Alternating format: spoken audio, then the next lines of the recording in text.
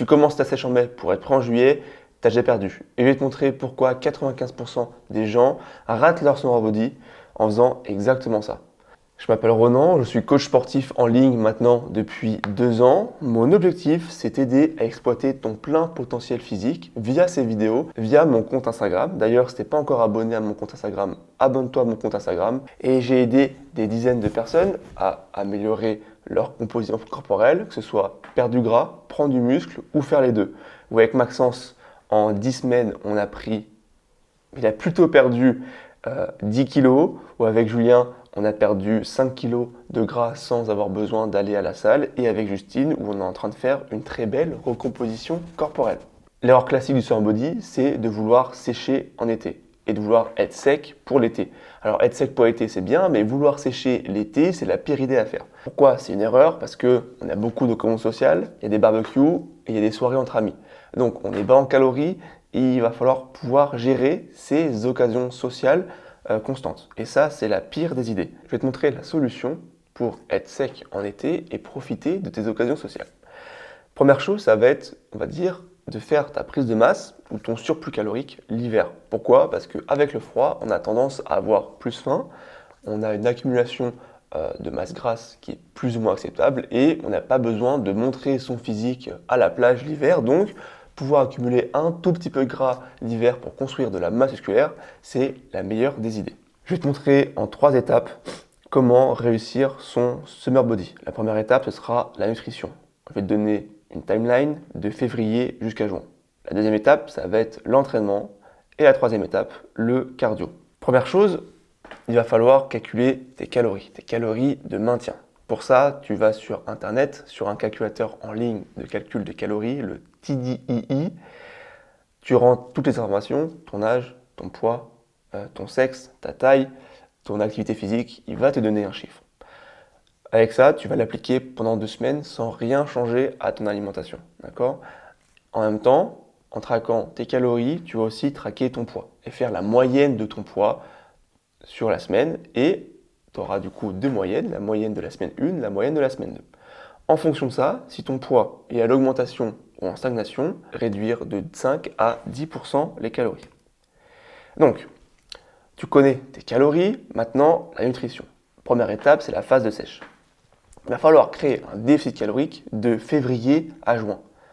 Tu vois bien, en juin, tu finis ta sèche en juin, tu finis pas ta sèche en août. Donc 16 semaines de déficit calorique. L'objectif de perte de poids va être de perdre entre 0,5 à 1% de ton poids de corps par semaine. Si tu pèses 80 kg, il va falloir que tu perdes entre 400 grammes à 800 grammes par semaine. Donc c'est un déficit relativement modéré. Évidemment, avec un suivi hebdomadaire, les moyennes, faire la moyenne de ton poids et en fonction de ça, ajuster les calories. Comme je te l'ai dit précédemment, si ton poids stagne, alors soit tu baisses de 5 à 10% tes calories ou tu augmentes légèrement ta dépense énergétique. Et les protéines, avoir minimum 2 grammes de protéines, pas de poids de corps. Aussi simple que ça. Ça, c'est la timeline. De février à juin, on sèche. 16 semaines pour sécher. L'objectif et les résultats attendus va être de perdre, ça dépend encore en fonction de ta composition corporelle, mais de 10 à 15 kg. Okay, c'est relativement lent, ça fait 3 kg par mois, c'est correct comme perte de poids. Ça t'assure de retenir ta masse maigre, donc faire de la rétention de masse maigre tout en perdant de la masse grasse. Et ensuite vient la phase de maintenance. La phase de maintenance, c'est la phase de juin à juillet. Et là, le but va être de revenir à maintenance calorique et de remplir petit à petit tes réserves de glycogène. Pourquoi faire ça? Parce que, comme je te l'ai dit précédemment, l'été, c'est là où on a le plus d'occasions sociales. Donc, pouvoir revenir à maintenance calorique te permettra d'avoir plus de calories. Et d'avoir plus de calories après avoir été sec, ça va te permettre d'avoir un physique plus plein et volumineux parce que tu vas remplir tes réserves de glycogène. Okay, donc, tu vas paraître plus plein, plus massif. On a parlé de la nutrition, la timeline, de février jusqu'à juin, le déficit calorique, ensuite la phase de maintenance, maintenant le programme d'entraînement.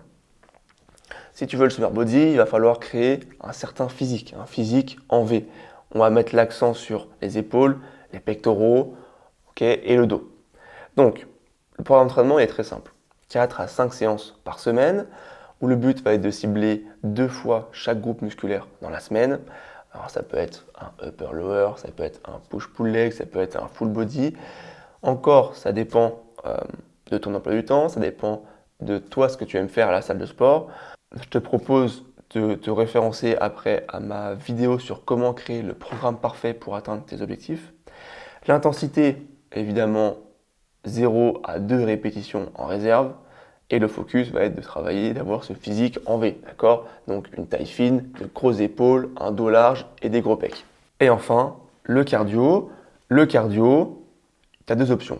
Soit l'option 1, ça va être d'augmenter ton nombre de pas, de faire 10 à 15 000 pas par jour. Et l'option numéro 2, si tu ne peux pas faire minimum 10 000 pas, ce sera de faire 2 à 3 séances de cardio de 20 minutes plutôt intensifs pour, on va dire, combler le fait que tu ne peux pas faire 10 à 15 000 pas.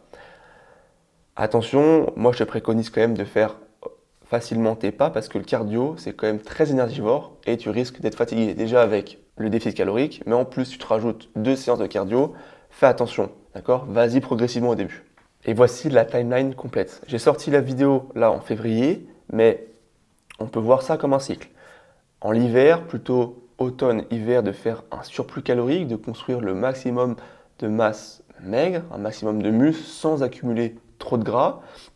Ensuite vient la phase de sèche, donc de février à juin, donc 16 semaines de déficit calorique, où l'objectif, comme je te dis, de perdre entre 0,5 à 1% de ton poids de corps par semaine. Et ensuite, ta phase de maintenance en juillet, où on vient refaire les stocks de glycogène, sentir plus plein, plus volumineux, pour paraître énorme sur la plage et surtout sec.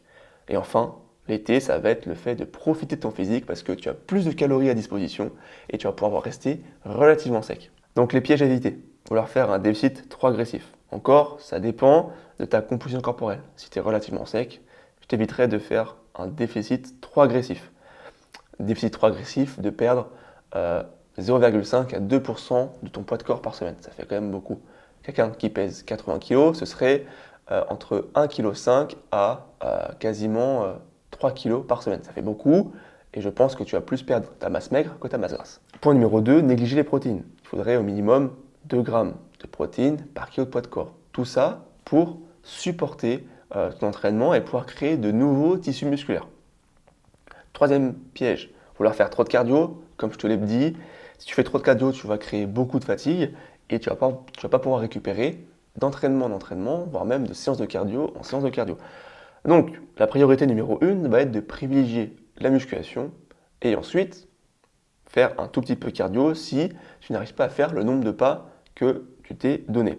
Alors, les pièges à éviter, il y a marqué se peser, j'ai marqué se peser tous les jours. Quand je dis ça, c'est plutôt d'utiliser la moyenne hebdomadaire de ton poids pour ensuite faire les bonnes décisions au niveau de la réduction de tes calories ou à l'augmentation de ta dépense énergétique. D'accord? Ne pas regarder un chiffre sur la balance, mais plutôt l'ensemble de tes pesées sur la semaine. Et enfin, évidemment, l'erreur la plus courante, c'est d'abandonner trop tôt. 16 semaines, ça te permet de quand même profiter, d'avoir des occasions sociales quasiment toutes les semaines, tous les week-ends, tout en perdant du poids. N'abandonne pas, fais confiance au processus et tu verras qu'en 16 semaines, tu auras un physique découpé. Et ensuite, pour t'aider, tu peux mettre ces 4 exercices dans ta rotation d'entraînement pour avoir ce fameux physique en V.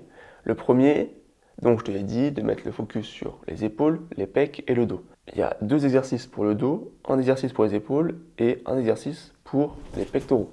Premier exercice, un tirage horizontal. Donc ici, pour travailler le grand dorsal, évidemment, pour travailler le grand dorsal, toujours avoir les coudes proches du corps.